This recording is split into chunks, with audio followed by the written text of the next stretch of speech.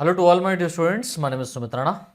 बच्चों, आज हम लोग यहाँ पर एक नेक्स्ट टॉपिक लेकर के आए हैं, लेक्चर 4, जिसके अंतर्गत हम लोग प्रोसेस ऑफ ट्रांसलेशन में आरएनए, ठीक है, इसके बारे में डिस्कस करेंगे। पहले लेक्चर में हम लोगों ने ट्रांसक्रिप्शन क्या होता है उसका मेथड समझ लिया था। देन उसके बाद में सेकेंड लेक्चर में हम लोगों ने राइबोसोम्स देखा। थर्ड लेक्चर में हम लोगों ने ट्रांसक्रिप्शन फैक्टर्स के बारे में डिस्कस कर लिया था कि प्रोकैरियोट और यूकैरियोट में कौन कौन से ट्रांसक्रिप्शन फैक्टर रिक्वायर्ड होते हैं, इन्वॉल्व होते हैं ट्रांसलेशन कराने के लिए, ट्रांसलेशन कराने के लिए, ठीक, अनुवादन की क्रिया कराने के लिए। आज का जो हमारा लेक्चर 4 है, इस लेक्चर में हम लोग यहाँ पर आरएनए और इसके प्रकार के बारे में समझेंगे, राइट। इस लेक्चर में स्पेशली हम लोग आरआरएनए व एमआरएनए के बारे में पढ़ेंगे, ठीक है, जो कि इंपॉर्टेंट है भी और नहीं भी है, लेकिन मैंने बताया ना कि आपको नॉलेज होना चाहिए। टीआरएनए इंपॉर्टेंट है, इसलिए उसको हम लोग सेकंड लेक्चर में डिस्कस करेंगे डिटेल में। आरएनए क्या होता है, या आरएनए जो है वो डीएनए से बनता है in the process of transcription, प्रतिलिपिकरण के कारण बनता है, ठीक है, या द्वारा बनता है। तो जो हेडिंग हमारी पड़ेगी वो बनेगी आरएनए। इसको फुल फॉर्म जो होती है वो क्या होती है, राइबो न्यूक्लिक एसिड। आरएनए की फुल फॉर्म क्या होती है, राइबो न्यूक्लिक एसिड। इस बात को याद रखिएगा बच्चों, ठीक है। चलो आगे देखते हैं हम लोग। पहला पॉइंट यहां पर लिखा हुआ है कि आरएनए मुख्यतः न्यूक्लियस के अंदर न्यूक्लियोलस पाया जाता है, ठीक है। तो आरएनए मुख्यतः न्यूक्लियोलस, दैट मीन्स केंद्रिका, कॉमा न्यूक्लियोप्लाज्म केंद्रक द्रव्य व साइटोप्लाज्म कोशिका द्रव्य में पाया जाता है। आपको पता है एक सेल है, इस सेल के अंदर क्या होता है, न्यूक्लियस होता है। सेल के अंदर क्या होता है, न्यूक्लियस। न्यूक्लियस के अंदर एक फ्लूइड भरा रहता है and this fluids are also called as nucleoplasm. इसको हम लोग क्या बोलते हैं, न्यूक्लियोप्लाज्म। और न्यूक्लियस के बाहर सेल का एक और फ्लूइड होता है जिसको हम लोग बोलते हैं साइटोप्लाज्म। तो एक्चुअल में जो आरएनए है वो कहां मिलता है, वो न्यूक्लियोलस, दैट मीन्स केंद्रिका में भी आरएनए पाया जाता है। न्यूक्लियोप्लाज्म, क्योंकि आपको पता है कि यहां पर डीएनए से आरएनए बनता है, तो न्यूक्लियोप्लाज्म में भी आरएनए होगा। और ये आरएनए मुख्यतः आता कहां है, साइटोप्लाज्म में आता है।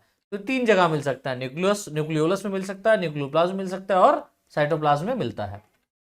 नेक्स्ट, आरएनए राइबोन्यूक्लियोटाइड से मिलकर बना होता है। तो आरएनए किससे मिलकर के बना होता है, राइबोन्यूक्लियोटाइड्स।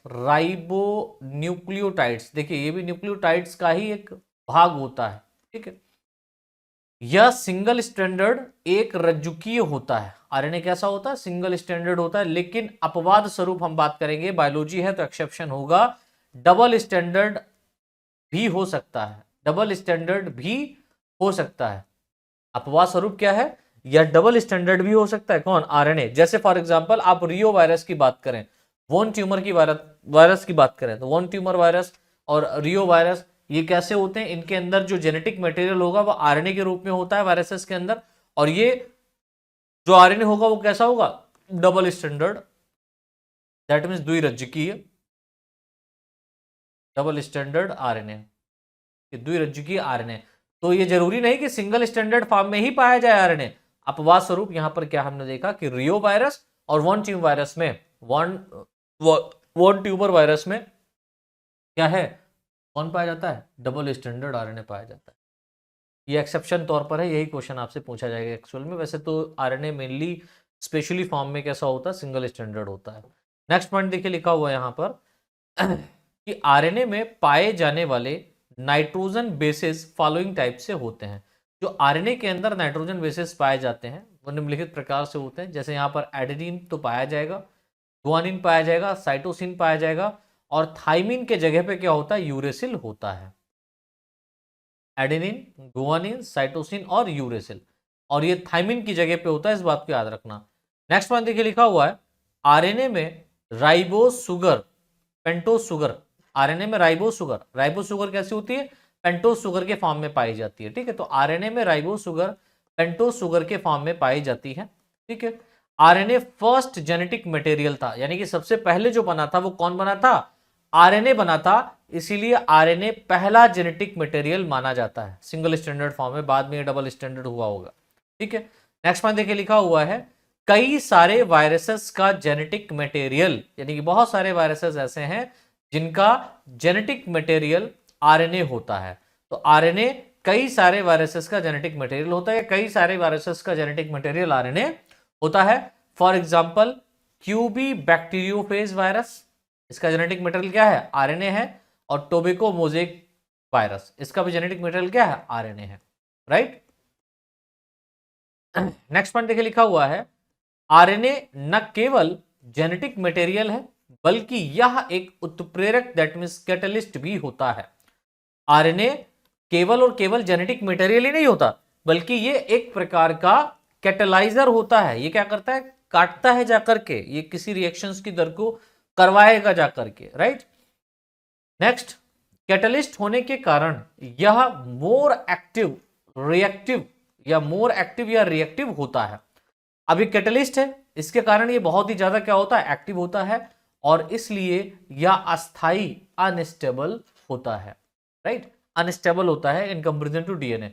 ये कुछ ही समय तक पाया जाएगा, उसके बाद डिस्ट्रॉय हो जाएगा। जैसे कि आपको पता है कि एमआरएनए जो होता है उसके अंदर जेनेटिक इंफॉर्मेशन पाई जाती है प्रोटीन सिंथेसिस कराने के लिए। जैसे प्रोटीन सिंथेसिस हो जाएगा, एमआरएनए क्या होता है? डिस्ट्रॉय हो जाता है बाद में, प्रोटीन सिंथेसिस कराने के बाद। नेक्स्ट में देखिए लिखा हुआ है, इसलिए ही आरएनए से डीएनए का निर्माण हुआ था, क्योंकि डीएनए मोर स्टेबल होता है। तो डीएनए क्यों बना? कारण क्या है? तो आप कह सकते हैं कि आरएनए जो होता है ये मोर एक्टिव होने के कारण अनस्टेबल होता है, ठीक है, जिस कारण डीएनए का फॉर्मेशन हुआ जेनेटिक मटेरियल के रूप में। नेक्स्ट पॉइंट, आरएनए का संबंध, यानी कि इसका जो संबंध होता है, रिलेशन होता है, किससे होता है? मेटाबॉलिज्म कॉमा स्प्लाइसिंग व ट्रांसलेशन से होता है। तो आरएनए का जो संबंध होता है वो मेटाबॉलिज्म से होता है, स्प्लाइसिंग से होता है। आरएनए स्प्लाइसिंग आप समझेंगे, संबंधन, ठीक है। और ट्रांसलेशन दैट मींस ये क्या करता है? ये प्रोटीन सिंथेसिस के प्रोसेस को कराता है। नेक्स्ट, आरएनए जेनेटिक मटेरियल के ट्रांसमिशन के, आरएनए जेनेटिक मटेरियल के ट्रांसमिशन के लिए भी इंपॉर्टेंट होता है, ठीक है।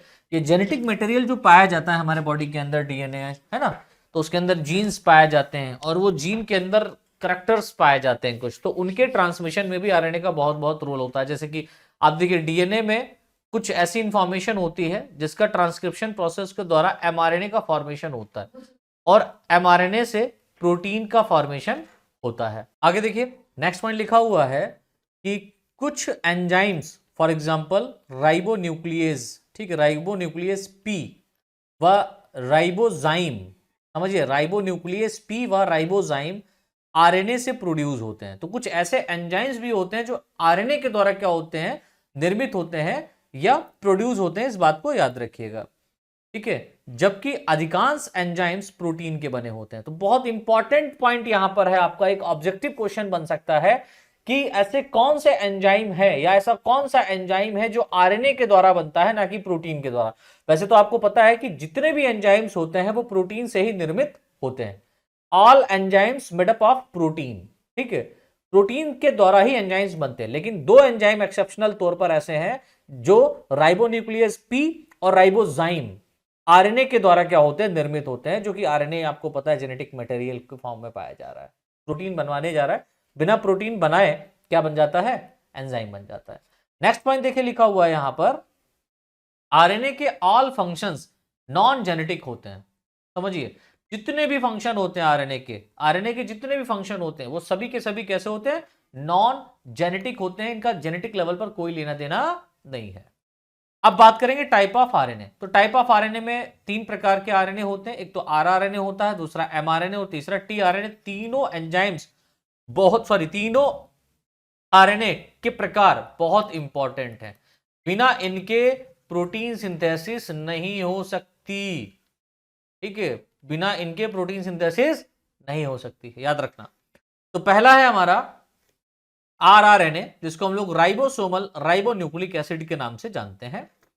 पहला पॉइंट देखिए इसमें लिखा हुआ है कि RNA term, rRNA term was given by Courland. तो सबसे पहले आपको बात याद रखनी है कि इसका जो नाम दिया था, आरआरएनए टर्म जो दिया था वो किसने दिया था? कुरलैंड ने दिया था। किसने? कुरलैंड ने दिया था। Next, RNA polymerase first. आपको पता है यूकैरियोटिक सेल में तीन प्रकार के आरएनए पॉलीमरेज पाए जाते हैं, RNA polymerase first, second, third.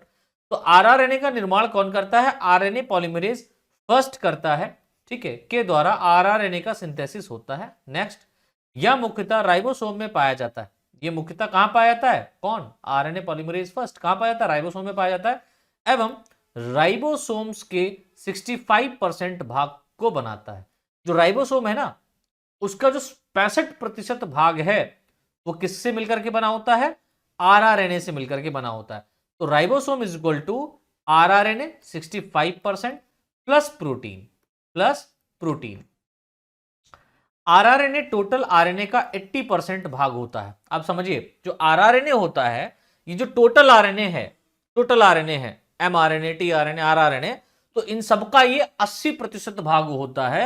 यानी आरआरएनए, एमआरएनए और टीआरएनए से सबसे ज्यादा भाग में पाया जाता है, क्योंकि राइबोसोम्स बहुत ज्यादा होते हैं ना।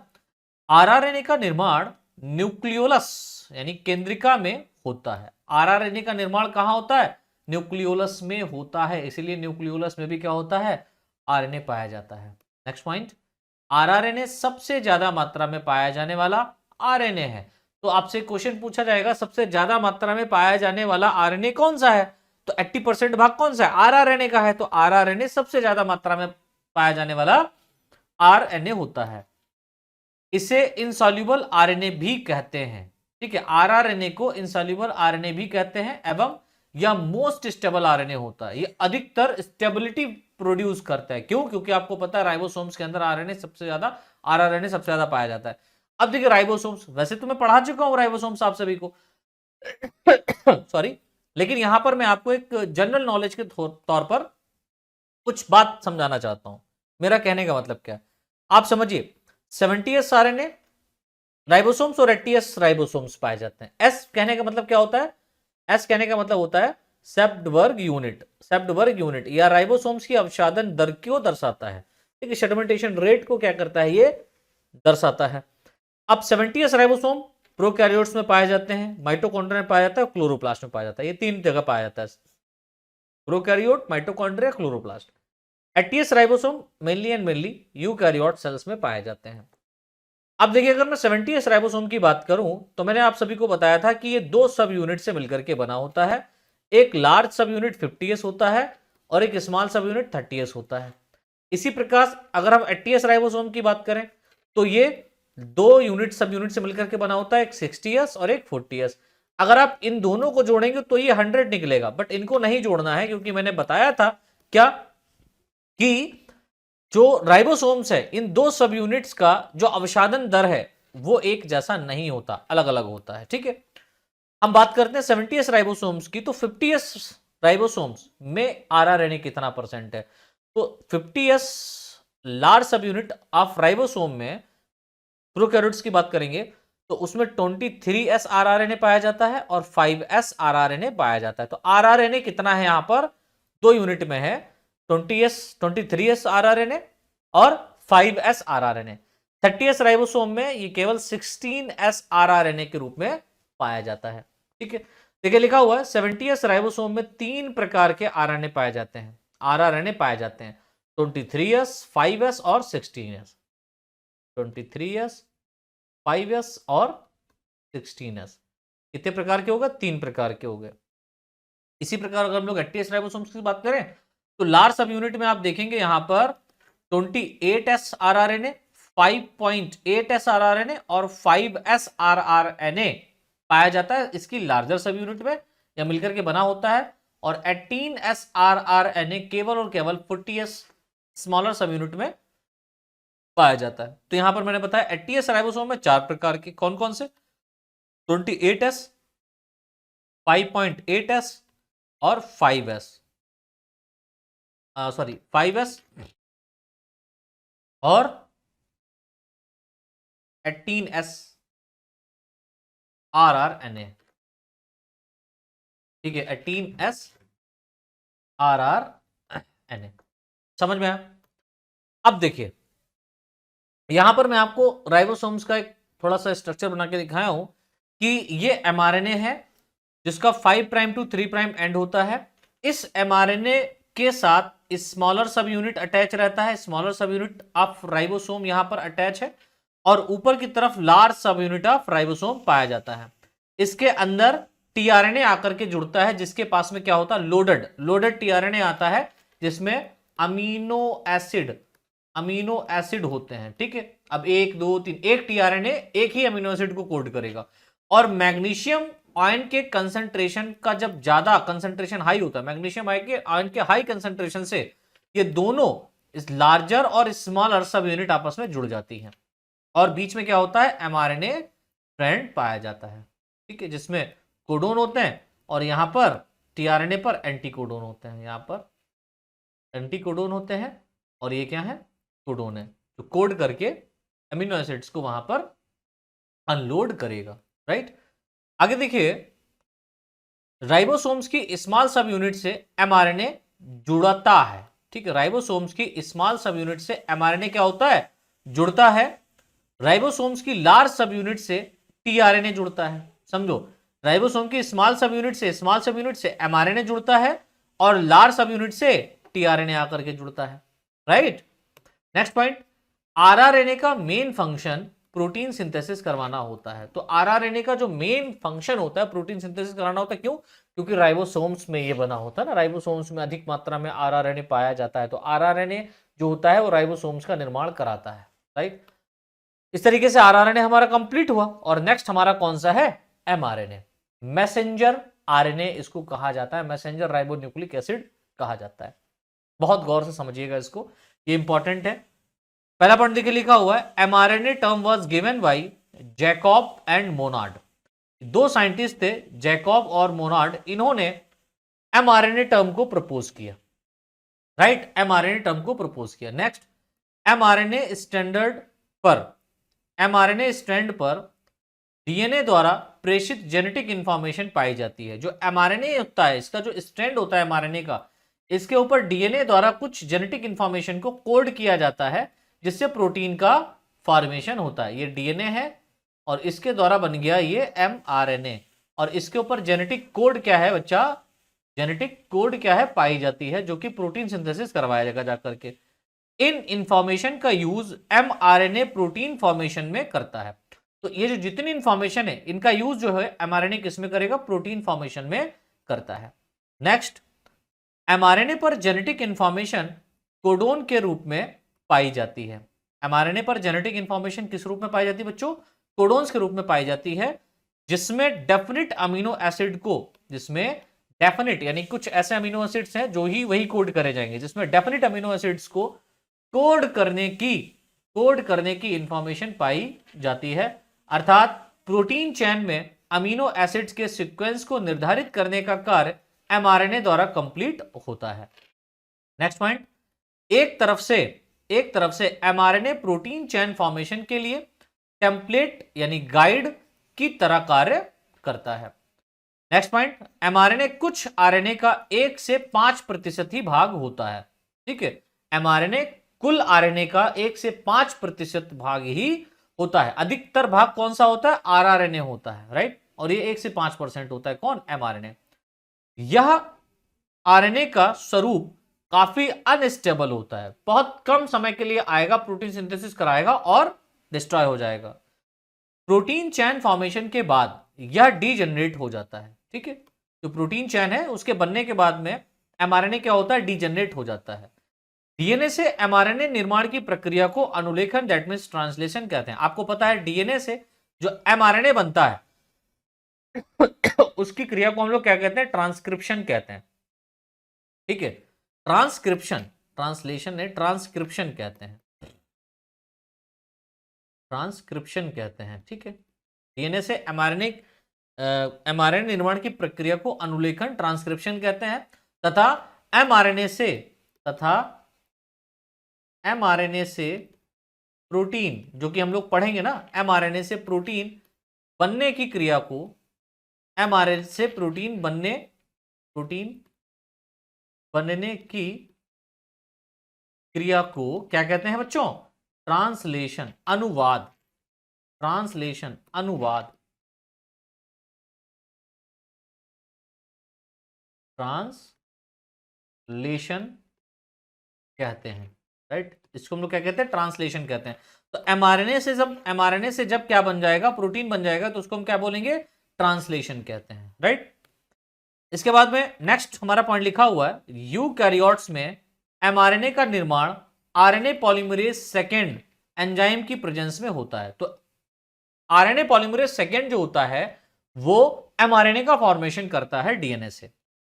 एमआरएनए का सिंथेसिस हमेशा ही न्यूक्लियस में होता है, लेकिन बाद में यह ट्रांसलेशन के लिए साइटोप्लाज्म में आ जाता है। तो हमेशा और हमेशा एमआरएनए कहां बनेगा? न्यूक्लियस के अंदर बनेगा, क्योंकि न्यूक्लियस में ही डीएनए पाया जाता है, तथा राइबोसोम से अटैच होकर प्रोटीन फॉर्मेशन में भाग लेता है। ठीक है, राइबोसोम से अटैच होकर किसमें भाग लेगा? प्रोटीन फॉर्मेशन में भाग लेता है। देखिए क्वेश्चन यहां पर आता है कि सिस्ट्रॉन क्या होता है, सिस्ट्रॉन क्या है? तो आप लिखेंगे आंसर में, सिस्ट्रॉन जीन के समतुल्य होता है। ये एक प्रकार का जीन के बिल्कुल इक्वल होता है, राइट। सिस्ट्रॉन के पास पॉलीपेप्टाइड चेन फॉर्मेशन के लिए जेनेटिक इंफॉर्मेशन होती है। जो सिस्ट्रॉन, जितना अब डीएनए का एक छोटा सा भाग सिस्ट्रॉन कहलाता है, ठीक है, तो उसके पास में पॉलीपेप्टाइड चेन फॉर्मेशन के लिए जेनेटिक इंफॉर्मेशन पाई जाती है। सिस्ट्रॉन डीएनए का एक भाग है जो प्रोटीन चेन फॉर्मेशन में भाग लेता है। सिस्ट्रॉन क्या होता है? एक डीएनए का ही छोटा सा भाग होता है जो कि प्रोटीन फॉर्मेशन में भाग लेता है। सिस्ट्रॉन के आधार पर एमआरएनए मुख्यतः दो प्रकार के होते हैं। सिस्ट्रॉन के भाग पर या सिस्ट्रॉन के आधार पर आरएनए कितने प्रकार के होते हैं? दो प्रकार के। एक तो आपका होता है पॉलीसिस्टोनिक एमआरएनए, दूसरा होता है मोनोसिस्टोनिक एमआरएनए। बताऊंगा अभी, पहले सिस्ट्रॉन समझ लो। मान लो एक डीएनए है, इस डीएनए के किसी एक स्ट्रैंड से क्या बनेगा? एमआरएनए स्ट्रैंड बनेगा, जिसको हम लोग टेम्पलेट स्ट्रैंड कहते हैं। क्या कहते हैं? टेम्पलेट स्ट्रैंड, या गाइड भी इसको बोल सकते हैं। और दूसरा स्ट्रैंड कैसा होता है? दूसरा स्ट्रैंड कोडिंग स्ट्रैंड कहलाता है, कोडिंग स्ट्रैंड कहलाता है, राइट। इतना समझ में आया? तो जिससे एमआरएनए बनेगा उसको टेम्पलेट स्ट्रैंड कहते हैं। जो कोड करेगा इस टेम्पलेट स्ट्रैंड की जो इंफॉर्मेशन है, राइट, एमआरएनए के अंदर जो जेनेटिक इंफॉर्मेशन है वो कोड की जाती है, किसको देख करके? कोडिंग स्ट्रैंड को देख करके कोड की जाती है। इस बात को याद रखना। तो जितने भाग से एमआरएनए बनेगा उतना डीएनए का पोर्शन क्या कहलाता है? सिस्ट्रॉन कहलाता है। तो हम बिल्कुल ये कह सकते हैं कि सिस्ट्रॉन जो होता है वो डीएनए का ही भाग होता है और ये जेनेटिक इंफॉर्मेशन का स्वरूप होता है। ठीक है, अब मैंने बताया कि क्या कि जीन्स के आधार पर या सिस्ट्रॉन के बेस पर एमआरएनए मुख्यतः दो प्रकार के होते हैं, एक तो पॉलीसिस्टोनिक, दूसरा मोनोसिस्टोनिक। पॉलीसिस्टोनिक कहने का मतलब क्या होता है समझे? पॉलीसिस्टोनिक एमआरएनए कहने का मतलब होता है इस प्रकार का एमआरएनए मुख्यतः प्रोकैरियोट्स में पाया जाता है। याद रखिएगा, पॉलीसिस्टोनिक, पॉली मतलब बहुत सारा, सिस्टोनिक कहने का मतलब इंफॉर्मेशन को ग्रहण करने वाला या धारण करने वाला। ऐसा एमआरएनए जिसमें एक बार एक प्रोटीन फॉर्मेशन करने की कोडिंग नहीं बल्कि कई प्रोटीन फॉर्मेशन करने की सूचना पाई जाती है, राइट, उसको पॉलीसिस्टम, पॉली मतलब बहुत सारे, ठीक है, लिखा हुआ है। इसके पास एक से अधिक पॉलीपेप्टाइड चेन फॉर्मेशन के लिए जेनेटिक इंफॉर्मेशन पाई जाती है। ऐसे एमआरएनए को पॉलीसिस्टोनिक एमआरएनए कहते हैं। ऐसे एमआरएनए को क्या कहते हैं बच्चों? पॉलीसिस्टोनिक एमआरएनए कहते हैं। बात आती है मोनोसिस्टोनिक एमआरएनए की, तो देखिए लिखा हुआ है, इस प्रकार का एमआरएनए मुख्यतः यूकैरियोट्स में पाया जाता है, राइट। इस प्रकार के एमआरएनए में केवल एक प्रकार के पॉलीपेप्टाइड चेन फॉर्मेशन के लिए जेनेटिक इंफॉर्मेशन पाई जाती है। ऐसे एमआरएनए को मोनोसिस्टोनिक एमआरएनए कहते हैं और प्रोटीन फॉर्मेशन के बाद में डिस्ट्रॉय हो जाते हैं। अब हम बात करेंगे स्ट्रक्चर ऑफ एमआरएनए। एमआरएनए का स्ट्रक्चर क्या है? बहुत इंपॉर्टेंट है बच्चों। देखिए पहली बात तो मैंने जब ट्रांसक्रिप्शन आपको पढ़ाया तो वहां पर एमआरएनए को डिटेल में पढ़ा दिया। अब जब हम आरएनए की ही बात कर रहे हैं तो आरआरएनए को भी हमने देखा, अब एमआरएनए को दोबारा से देख लेते हैं। यहां पर और भी ऑब्जेक्टिव क्वेश्चंस आपके डिटेल में आ जाएंगे, अच्छे से मैं डिटेल में पढ़ा रहा हूं एमआरएनए। एमआरएनए के ऊपर ही लिख लेके अगर आ जाए तो आप लिख सकते हैं बहुत अच्छे से, ठीक है। भले ही आपका सेमेस्टर वाइज ये है या नहीं भी है, अगर आप कहीं दूसरे स्टेट से फिर भी आपके लिए बहुत बेनिफिट रहेगा लेक्चर, राइट। तो हम बात करते हैं स्ट्रक्चर ऑफ एमआरएनए, फिर नेक्स्ट लेक्चर में टीआरएनए की बात करेंगे। देखिए लिखा हुआ है, यूकैरियोट्स में डीएनए से hnRNA that means heterogeneous nuclear RNA बनता है, जिसके बाद एमआरएनए बनता है, एवं एचएनआरएनए एमआरएनए का पूर्वगामी प्रिकर्सर होता है। तो एचएनआरएनए क्या होता है? एमआरएनए का प्रिकर्सर होता है, यानी कि डीएनए से पहले एचएनआरएनए बनेगा, फिर इसमें प्रोसेसिंग होगी और प्रोसेसिंग के बाद में ये एमआरएनए के रूप में, मैच्योर आरएनए एमआरएनए के रूप में डेवलप होता है, राइट। नेक्स्ट पॉइंट देखिए लिखा हुआ है, एचएनआरएनए में प्रोसेसिंग होती है एवं तब जाकर वह मैच्योर एमआरएनए में बदलता है, ठीक है। नेक्स्ट पॉइंट देखिए लिखा हुआ है, एचएनआरएनए के 5 प्राइम एंड पर एक स्पेशल टाइप का कोडोन पाया जाता है जिसे इनिशिएशन कोडोन, और ये इनिशिएशन कोडोन कौन सा होता है बेटा बताओ, AUG कहते हैं। ठीक है, यह codon protein formation that means translation को स्टार्ट या इनिशिएट करते हैं। AUG जो है ये क्या करता है, कोडोन, ये कोडोन क्या करता है, प्रोटीन फॉर्मेशन को स्टार्ट करेगा। इसी प्रकार एचएनआरएनए के 3 प्राइम एंड पर टर्मिनेशन कोडोन या stop codon UAA, UAG, UGA पाए जाते हैं जो ट्रांसलेशन में प्रोसेस को स्टॉप यानी टर्मिनेट करते हैं। एचएनआरएनए के 5 प्राइम एंड को कैपिंग तथा 3 प्राइम एंड को टेलिंग कहते हैं। याद रखिएगा, तो कैप रीजन कौन सा होता है, 5 प्राइम एंड होता है, और टेलिंग कौन सा होता है, 3 प्राइम एंड होता है। यहां तक समझ में आया? चलिए आगे देखिए, आगे लिखा हुआ है कि जो एचएनआरएनए है, राइट, हेटेरोजेनस न्यूक्लियर आरएनए के कैप रीजन पर methyl guanosine triphosphate MG-PP methyl guanosine triphosphate जुड़ता है। तो ये मैंने पहले बताया था कि जो हेटेरोजेनस आरएनए होता है उसके जो है ना कैप रीजन पर मिथाइल ग्वानोसिन ट्राइफॉस्फेट ऐड रहता है जो कि 5 प्राइम एंड है। एचएनआरएनए के टेलिंग रीजन पर एडिनाइलिक एसिड के 200 से लेकर के 300 रेजिड्यू, ठीक है, 200 से लेकर के 300 रेजिड्यू जुड़ते हैं। इस भाग को पॉली ए टेल, इस भाग को क्या कहेंगे बच्चों, पॉली ए टेल कहते हैं, व इस प्रक्रिया को पॉली एडिनाइलेशन कहते हैं। प्रक्रिया को क्या बोलेंगे, पॉली एडिनाइलेशन। नेक्स्ट पॉइंट देखिए, लिखा हुआ है 5 प्राइम एंड व 3 प्राइम एंड के बीच में कौन सा रीजन होता है, कोडिंग रीजन पाया जाता है। ठीक है, जिन पर कोडोन पाए जाते हैं। इस कोडोन के पास में अमीनो एसिड को कोड करने की जेनेटिक इंफॉर्मेशन पाई जाती है। अब जैसे कि यहां पर स्ट्रक्चर मैंने प्रीवियस लेक्चर में आपका पहली यूनिट में भी इसको अच्छे से समझाया हुआ है, राइट। यहां पर भी आप अच्छे से समझ लीजिए, जब एमआरएनए बनाया था तो एमआरएनए बनता कैसे वो मैंने बताया था। एमआरएनए है क्या उसके बारे में भी यहां पर हम लोगों ने डिस्कस किया। तो ये एक एमआरएनए स्ट्रैंड है जिसपे एक तरफ 5 प्राइम एंड दूसरी तरफ 3 प्राइम एंड है। 5 प्राइम एंड को कैपिंग रीजन कहते हैं, 3 प्राइम एंड को टेलिंग रीजन कहते हैं। कैपिंग रीजन में आप देखते हैं मिथाइल गोनोसिन ट्राइफॉस्फेट ऐड रहता है, और पॉली एटेल रीजन कहां पर, टेलिंग रीजन में पॉली एटेल रीजन पाया जाता है जिसमें 200 से लेकर के 300 रेडिड्यू पाए जाते हैं किसके, एडिनाइलिक एसिड के। एडिनाइलिक एसिड के 200 से 300 रेसिड्यू पाए जाते हैं। इसमें कहीं पर यहां से लेकर के यहां तक ये क्या पाया जाता है, नॉन कोडिंग स्ट्रैंड पाया जाता है। और जहां पर AUG, अब इससे पहले मान लो UUU, UAG, ठीक है, और भी कोई इधर कोडिंग होगा। इधर साइड में हम मान लेते हैं कि AGU, AUC, AUG, और भी। अब यहां से स्टार्टिंग कोड, या इसको हटा दो, अन्य कोई ले लेते हैं, अदरवाइज कोई ले लेते हैं, UAG या UAA, ठीक है,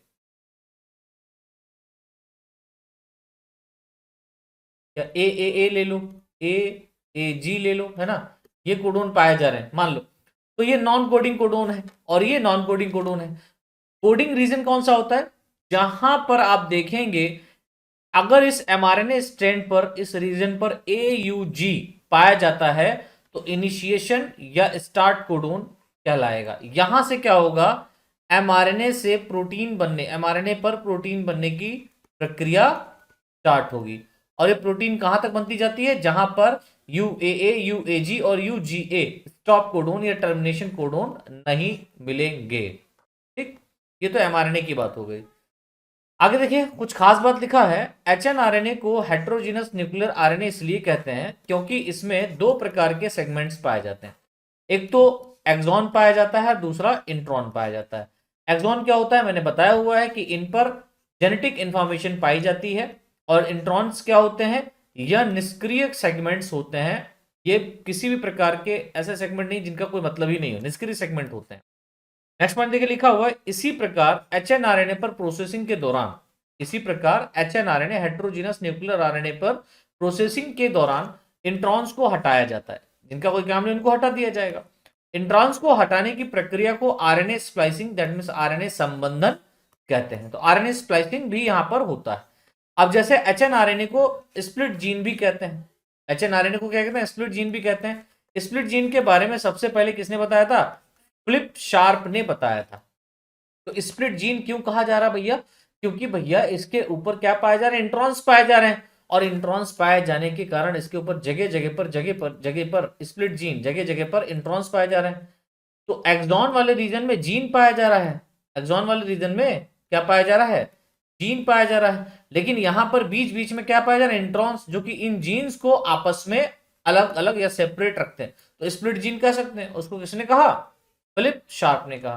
तो देखिए एचएनआरएनए की बात करें तो एचएनआरएनए इज इक्वल टू बना होता है इंट्रॉन प्लस एक्सॉन्स का। एक्सॉन इंट्रॉन क्या होते हैं, अनएक्सप्रेस सीक्वेंस होते हैं, और एक्सॉन क्या होता है, एक्सप्रेस सीक्वेंस होता है। दैट मींस इसमें जीन एक्सप्रेस करेंगे, यहां पर जीन नहीं पाए जाते, तो ये बेकार है। अब देखिए क्या होगा, इसमें आरएनए स्प्लाइसिंग होगा। तो इस तरीके से मान लो कि ये एमआरएनए स्ट्रैंड है और इस एमआरएनए स्ट्रैंड एचएनआरएनए हम मान लेते हैं, ये क्या है, एचएनआरएनए स्ट्रैंड है, एचएनआरएनए स्ट्रैंड है, और इस एचएनआरएनए में स्ट्रैंड में यहां पर एक्सॉन पाया जा रहा है और इनके बीच में ये क्या पाया जा रहा है, इंट्रॉन्स पाया जा रहा है, और इन इंट्रॉन्स को हटाया जाएगा। ठीक है, जिस क्रिया को हम लोग क्या बोलेंगे, आरएनए स्प्लाइसिंग। और जब एचएनआरएनए से इंट्रॉन्स हटा दिए जाते हैं तो सिर्फ क्या बचता है, एक्सॉन बचता है, और ये एक मैच्योर, ये क्या होता है, एक मैच्योर एमआरएनए बन जाता है। इतना समझ में आया।